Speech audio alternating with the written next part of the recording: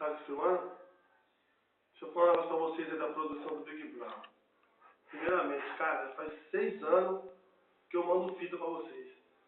6 anos. Eu sei que vocês têm um monte de fita DVD aí pra ver, um monte de inscrição. Eu sei que é difícil, a gente quer entrar, todo mundo quer ficar famoso, todo mundo quer ganhar dinheiro.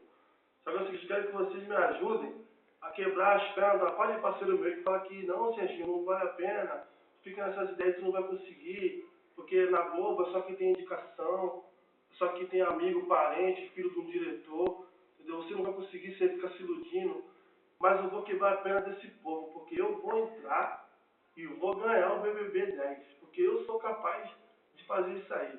Sou um cara brincalhão, extrovertido, mulherengo, gosto de um samba, gosto de tomar uma cerveja, entendeu? Vou causar naquela casa lá, faço amizade muito fácil, sei lá, vai passar a cozinha, já morei 2 anos sozinho, não me viro. Tenho 2 filhos, cada um com uma mulher, Lucas e Thalita, que são meus amores da minha vida, faço tudo por eles. E de novo aí, eu pedindo um abraço para vocês aí, e alguém que está vendo esse DVD agora, eu sei que são milhares e centenas de DVD aí que vocês estão vendo, é muita coisa para ver.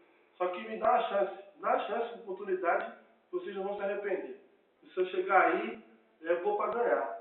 Eu vou para ganhar. Pode me dar a oportunidade que vocês vão ver só. Mesmo que não seja para mim estar na casa, no Big Brother 10, mas é para ir na cadeira elétrica lá que eu sei, que tem os questionários. Eu fui no passado lá naquele 8P, preenchi o quiz, fui bem pra caramba, tive a parte de voto, só que eu não consegui entrar, para variar, todo ano é isso.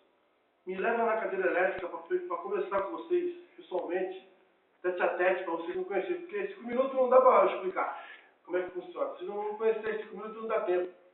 Mas se vocês tiverem uma oportunidade aí, tiver o coração aberto, quer ver esse galho pra mim aí, vocês vão ver só, vocês vão gostar de mim. Valeu, rapaziada. Valeu. Pedro Bial, um abraço pra você também, Pedro Bial. Você é o cara.